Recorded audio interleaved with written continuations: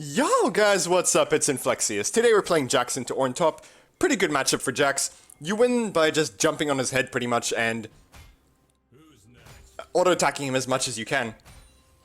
Ornn wins by trying to poke you down with Qs like this. If he melee ranges you, you just go for these auto-attack trades here. You just go for the E trade, get a bunch of auto-attacks in, as many as you can, like I said. Ornn can't contest you in a fight, right? If you start auto-attacking him and he auto-attacks back, like, he's never going to win that, right? So he needs to just walk away and you just get as much damage as you can off on him. So here, the wave is pushing towards him. We're just setting up a slow push into him, try to get a cheated recall or maybe a roam. The way what Ornn is supposed to do in this matchup is he's supposed to stand against a wall, and then every time you jump on him, he just eases into the wall to knock you up, and then he can disengage. But if he's not standing near a wall, then you win that trade every time. Here, his Q's on cooldown, so we can go for a quick trade here. We can't extend it, even though we would like to, because he's so close to his tower, and we back off before he can... With the stun, we back off before he can get his W off on us to try to even out the trade. So, we've gotten the crash. Now we roam around. Maybe we can get a gank off on the Sakali. Nah, we didn't get traded on at all, right? So we can use our full health bar to maybe look for something. But there was nothing. Here, Ornn uses his Q, we can jump on him. You can take these trades up against his tower and win them, but Ornn can actually out-trade you in them if he has his Q up. If he doesn't have his Q up, you can just jump on him and get free trades off on him. But the Q slow does a lot for him in the trades when he's this close to the tower, because then he can use it as a means to knock you up, or the slow he can use as a means to secure his W on you. So Ornn's building something in the bush. We're thinning the wave here a bit so that we can secure the freeze on our side. So Ornn's Q is on cooldown. We can jump on him whenever we want for a trade. And there we go. See, when he's not near a wall like this,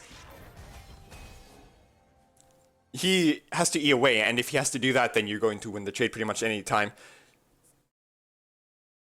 So, wave is pushing in here. So Ornn recalled and TP'd back. He's holding the wave here so he can force a freeze. We're going to have a very hard time crashing the wave into his tower. We're very low on resources, whereas he's just backed, right? But if we recall right now, because of the wave state, we're going to lose so many minions.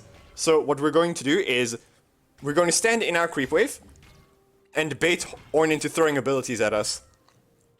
And now that he's thinned the wave enough that we can now recall, because now the wave is pushing comfortably towards us, right? So now we can recall, get our items, TP back. Ornn has level 6.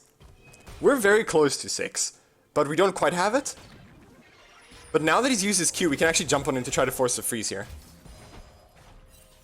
Here we go. Now we're level 6. Now he can't fight us. He has no abilities. If he continued fighting us there, we might have just, kept beating on him.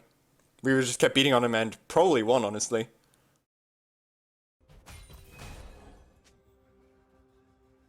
So, now the wave is pushing back towards Ornn here. He can't really contest us. I go for a quick trade here while he's building, just to punish. But I could have extended the trade there, but I didn't want to lose too many minions, because the wave is pushing towards him, right? So the minions that I have to farm are going to die very quickly. His minions would die very quickly there.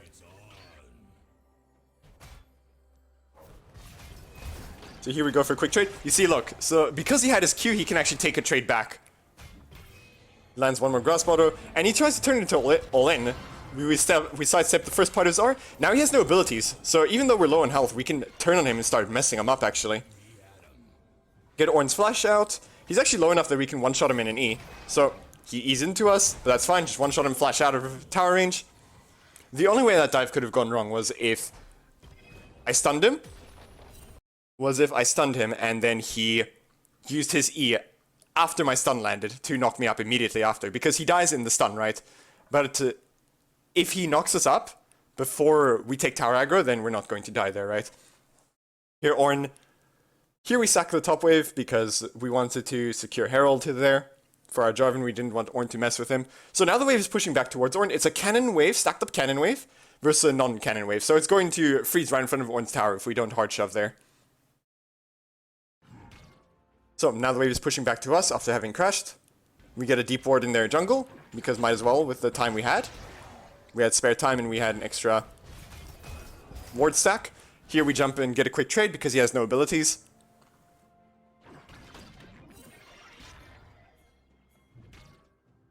So we're just waiting on our E now, and also just letting the wave push back to us. Getting a freeze versus Ornn is really, really good because then it gives you a whole lane to run him down in. Makes trades against them a lot stronger and a lot more effective. But you see, here it's actually not correct to freeze, because if you look bot side, Dragon is spawning. So if Ornn decides to say screw it and just runs down, which he does, he can create a 5v4 situation for his team for that Dragon fight, which was a good macro play by the Ornn.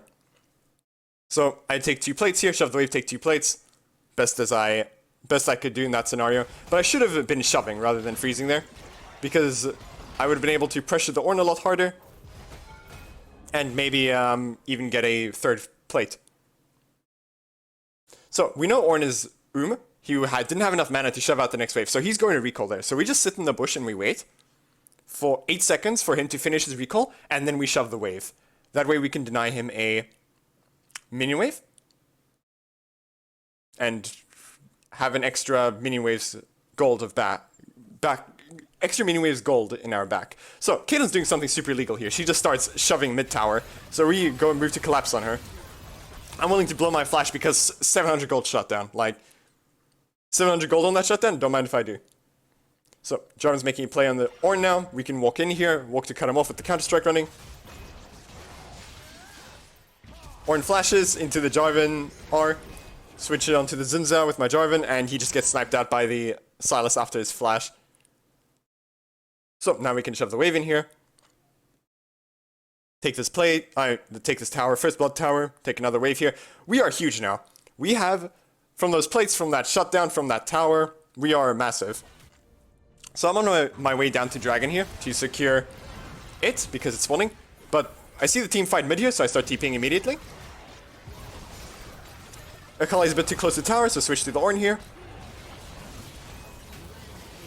My counter-strike's coming up in a second. I see it, they're standing next to each other. Double stun, double ult.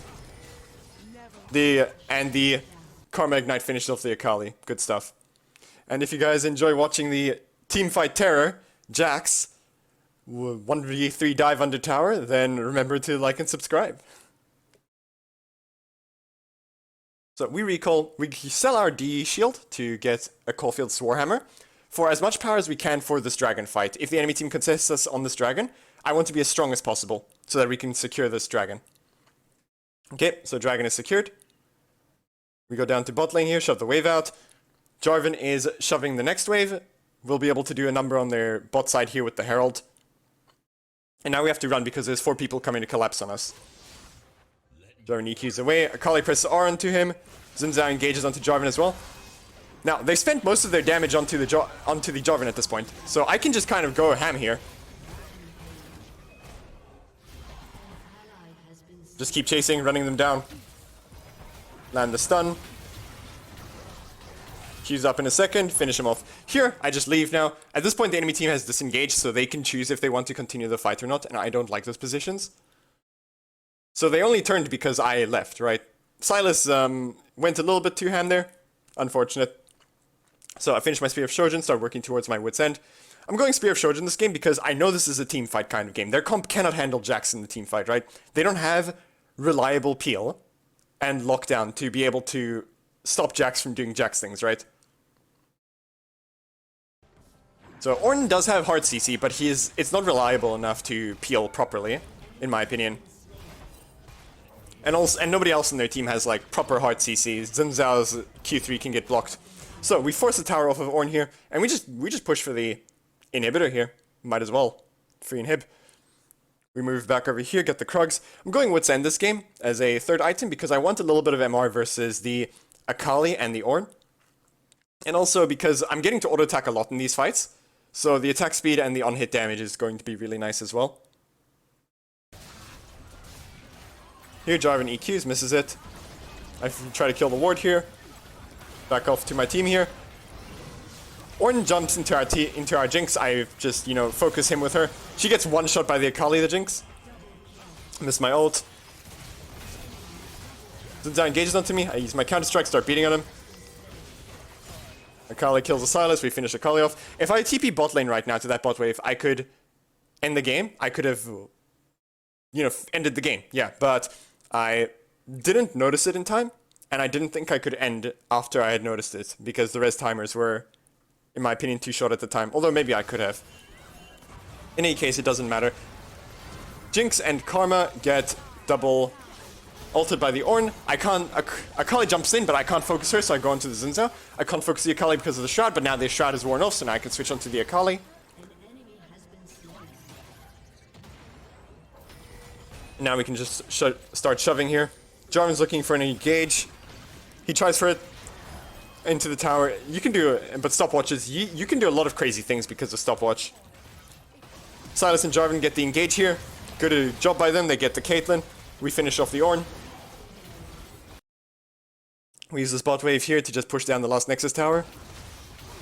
And yeah, that's that. Well, hope you guys enjoyed the video, and hope to see you in the next one.